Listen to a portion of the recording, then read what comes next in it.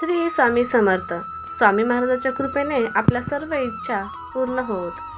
आज काही आपण सोपे उपाय व तोडगे पाहणार आहोत. रोज सकाळी उंबरठा स्वच्छ करावा, त्याची हळद कुंकू वाहून पूजा करावी. उंबरठ्यावर लक्ष्मीची पावलं चिटकू नयेत, कारण त्या लक्ष्मीच्या पावलावर आपली पावले पडणं हे काही बरं नाही. त्यामुळे उंबरठ्यावरती लक्ष्मीची पावले चिटकू नयेत. मुख्य दरवाजास उंबरठा असणे आवश्यक असते. घराच्या मुख्य दरवाजापेक्षा घराचे आतील दरवाजे कधीही उंच अथवा मोठे असू नयेत. देवघरात देवाच्या फोटोबरोबर मृत व्यक्तींचे फोटो ठेवू नये. घराचा मुख्य दरवाजा नेहमी फडक्याने पुसून स्वच्छ ठेवावा. तसेच संध्याकाळी तिन्ही सांजेला मुख्य दरवाजा थोडा वेळ उघडा ठेवावा व धूप दाखवावा. घरातील नवीन केरसुणी आणल्यावर तिला हळद कुंकू लावून पूजा करून वापरावी. तिला पाय लावू नये व ती सहज दिसेल अशी ठेवू नये. दिवे लागल्यावर झाडू मारू नये.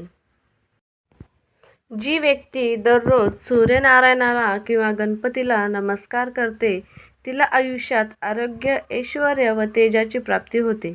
घराच्या प्रवेशद्वारावर मुख्य दरवाजावर लाल रंगाचे कुंकवाचे स्वस्तिक चिन्ह काढावे. या स्वस्तिकची स्टिकर्स शक्यतो लावू नये.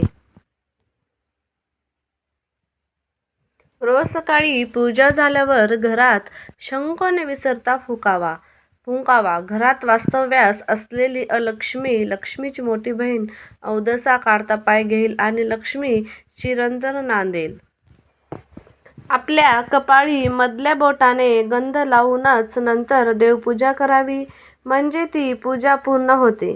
वास्तूमध्ये किंवा पूजेमध्ये कोणत्याही प्रकारची अंत्यविधीची रक्षा ठेवू नये.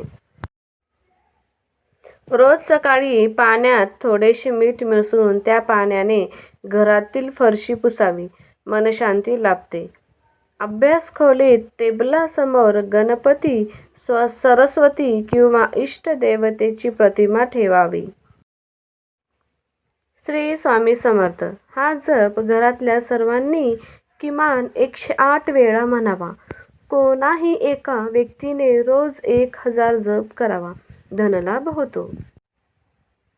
तुळशीत काही लोक शंकराची पिंड ठेवतात, ते चुकीचं आहे. तर काही लोक भंगलेल्या मूर्ती तुळशीत ठेवतात, तेही चुकीचं आहे. तुळशीत फक्त देवास वापरलेले पाणी विसर्जित करावे. लहान मुलांकडून काही नित्यस्तोत्र रोज म्हणून घ्यावीत व आपणही म्हणावीत.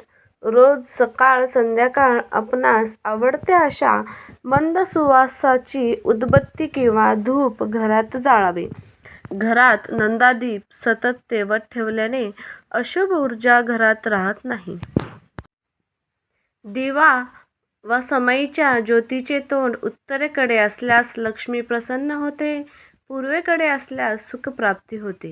आपल्या घरामध्ये आपली पत्नी, मुले किंवा कोणालाही अपशब्द वापरू देऊ नये. मुले नीट वागण्यासाठी नवनाथ भक्तिसारातील 5वा